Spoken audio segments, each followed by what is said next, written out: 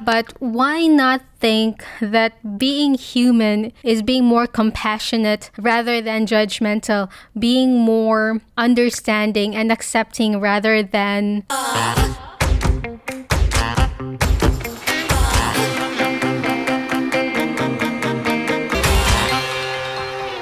Hi there, Zesties! You're listening to the Gleeful Talkshow, where we share zesty stories to cultivate the happiness and hero within and out. In this podcast, we share about personal experiences, pop culture, and societal impacts. So if these are the topics that you are interested in, then please do keep on listening and subscribe to the show. Thank you so much for your tremendous support, most especially for the last 2 episodes that have garnered more than 80% of our average weekly downloads. Thank you so much for our new listeners, and please do click the follow or subscribe button, share to your friends, and leave us a review.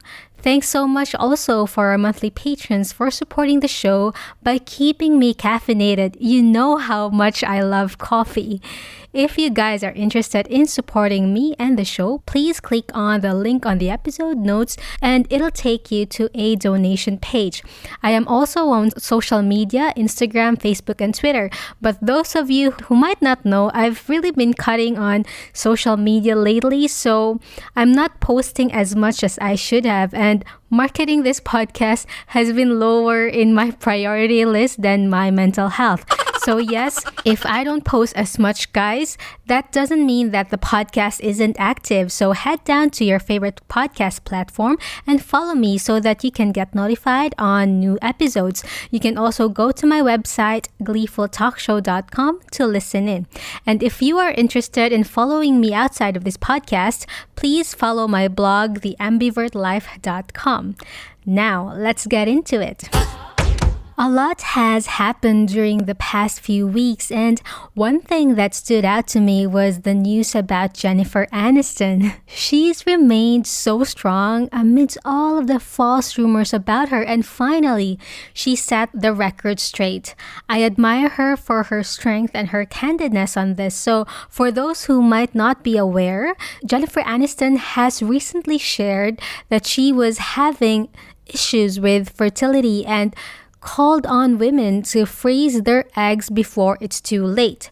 She said that she would have given anything if someone had said to her to freeze her eggs and do herself a favor, but that ship has already sailed for her. So now she's calling out to the women who need this advice as much as they can. On her late 30s and 40s, she was actually trying to get pregnant, and it was a challenging road for her. After decades of speculation about her maternity, she has finally revealed that she actually has gone through IVF, or in vitro fertilization. She even drank Chinese teas and so on just to get pregnant. So can you imagine that? And I guess because she wanted it so badly, she tried a lot of things but didn't really was able to get there. The public eye can be very judgmental whether you are a celebrity or not, more so when you are a celebrity. Oh, the price of fame. I did hear rumors before from the media that she didn't want to have children. That's why Brad Pitt has left her for Angelina, because Angelina loves children and she even has a lot of them, right? Both adopted and now blood related. And Jennifer added that the narrative about her was that she was selfish and just cared about her career.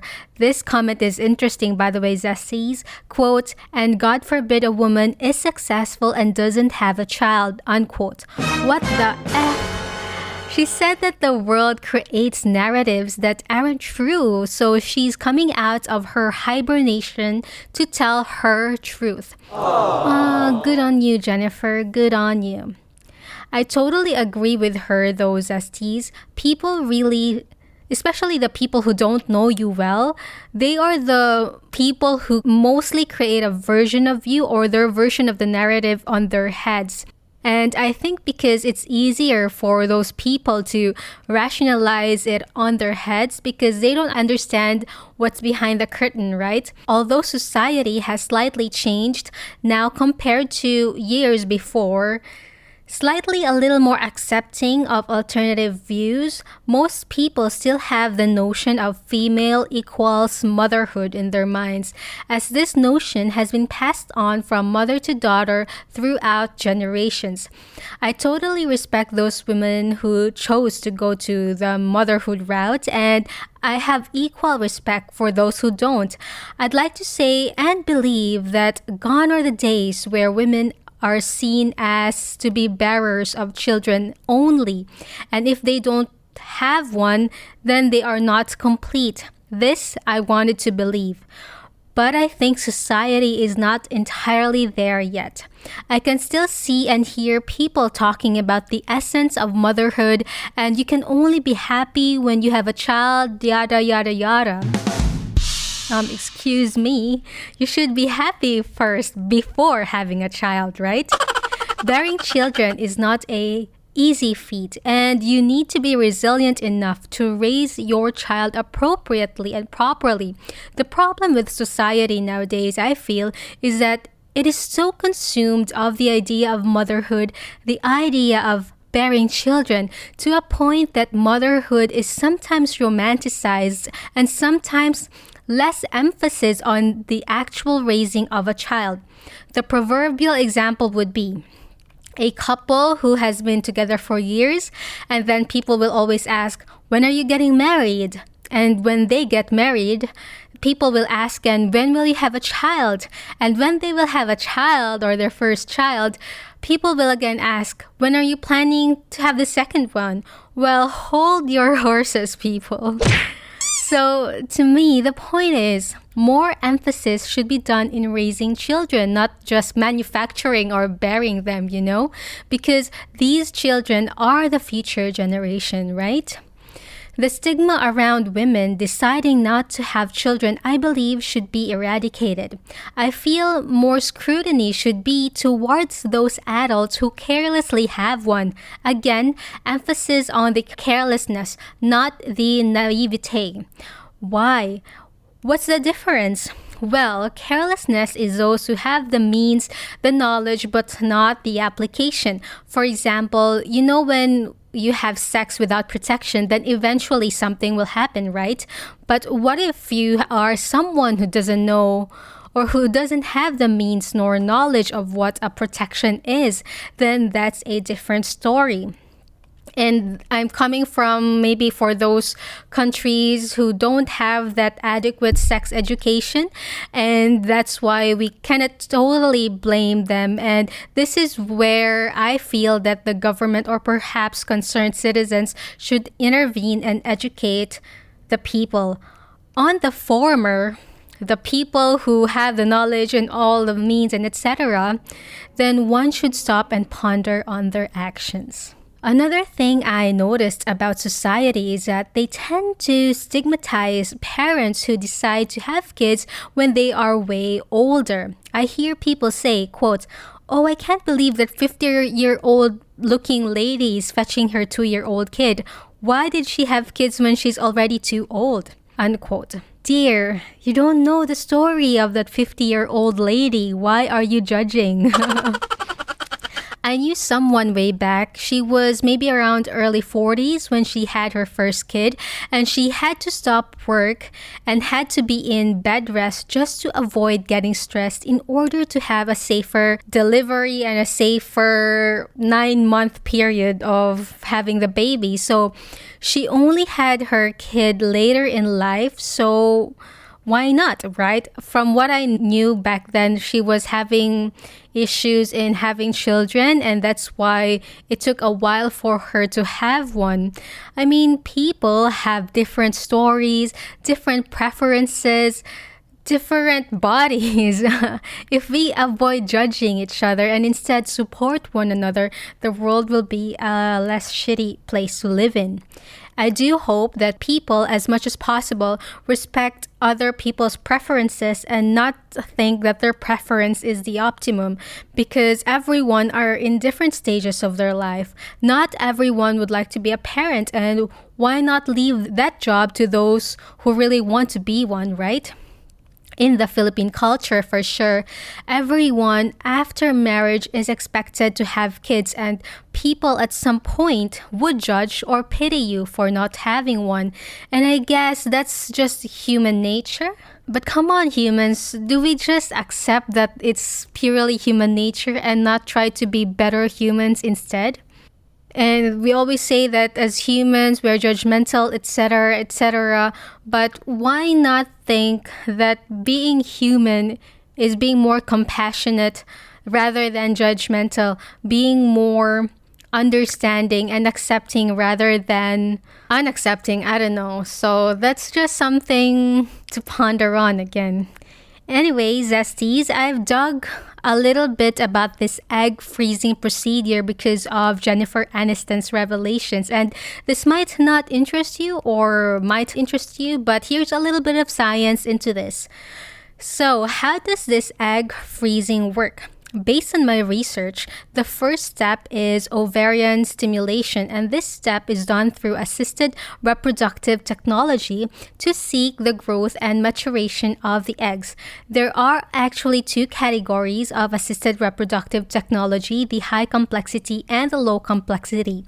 As the name suggests, high complexity would have higher success rates, and the most common of which is the in vitro fertilization or IVF. During IVF, eggs and sperm are mixed in a laboratory dish to fertilize. Some of the fertilized eggs, those little zygotes, are then transferred to the uterus. There are other types of assisted reproductive techniques as well that includes intracytoplasmic sperm injection or ICI. Basically, injecting a single sperm to an egg. So there would be no chance to have twins, I guess, on this one. It can be used during IVF to help fertilize an egg. Then the zygote is placed to the uterus or fallopian tube.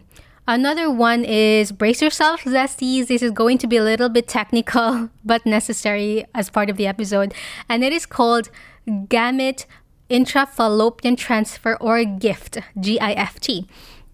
It involves collecting eggs from the ovaries, then placing them into a thin, flexible tube with the sperm then injected into the fallopian tubes where the fertilization takes place.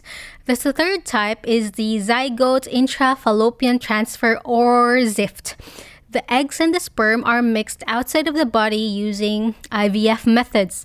The fertilized eggs or zygotes are then returned to the fallopian tubes through which they travel to the uterus. Oh, happy little zygotes! Then after the first step of ovarian stimulation comes the egg retrieval. The follicle aspiration is performed to retrieve mature eggs. Then egg cryopreservation, where the eggs are freezed at negative 320.8 Fahrenheit or negative 196 Celsius. So it looks like this is the hibernation stage of the egg so that they can be preserved like good as new or just being there inside the woman's body, but not really, right? So I wonder whether if humans would like to be preserved like the ones in the show Altered Carbon. Raise your hands if you've seen this. If that's the preservation temperature as well. The fourth step is safeguarding the mature eggs in nitrogen banks, where you have to actually pay a yearly rental fee until you decide to fertilize the eggs. Whew, that's a lot of procedures. From what I heard from different ladies who have undergone this process, it's such a painful and draining process, both physically and, of course, financially. The cost of which depends on where you live, of course, but from what I gathered here in Australia, Of course, all IVF costs vary depending on the circumstances, what services and treatments you require, whether or not you have private health insurance, and what coverage is available from Medicare. But as a benchmark, one IVF cycle can cost 8,000 to 10,600 Australian dollars, and out-of-pocket costs would cost as much as 4 to 5,000 Australian dollars. Then that's only the first cycle, Zesties. Such fees also do not include day surgery or anesthetics and can cost an additional 2,000 Australian dollars. This might be covered by your private health depending on your cover, and frozen embryo transfer could cost 3,600 per transfer. Okay? Basically, it's a lot of money, so one should be prepared if they like to undergo such procedure. But if that's what you really want to be a mother, then it's all worth it. But if society is the only driver for you to become one, then it's not worth it. Remember, Zesties, motherhood is a big decision and no woman should feel pressured into making this choice. Unfortunately, sometimes, human as we are, you get pressured into these things and eventually you will catch up on wanting to be a mom. That's what I hear from other people as well. So I wish you the best of luck, aspiring mothers and women of the world. How about you, Zesties? Do you have any story or opinion around this topic? Please share your responses via email or in a 1-minute audio format to gleefultalkshow@gmail.com. For those sending in an audio format, please record in a quiet environment and keep it to a minute. Your responses might get picked to be read in future episodes. So I hope you guys enjoy this episode, no matter how much it might be a bit scientific and might give you insights into what are the IVF procedures available out there. And maybe perhaps if you don't want to be a mom or anything, know that you're not alone. There are definitely people out there who share your sentiment, and I hope that everyone who listens to this episode, if they know someone struggling, they would be much more compassionate towards them and more understanding. So that's it for this episode, and thank you so much for listening.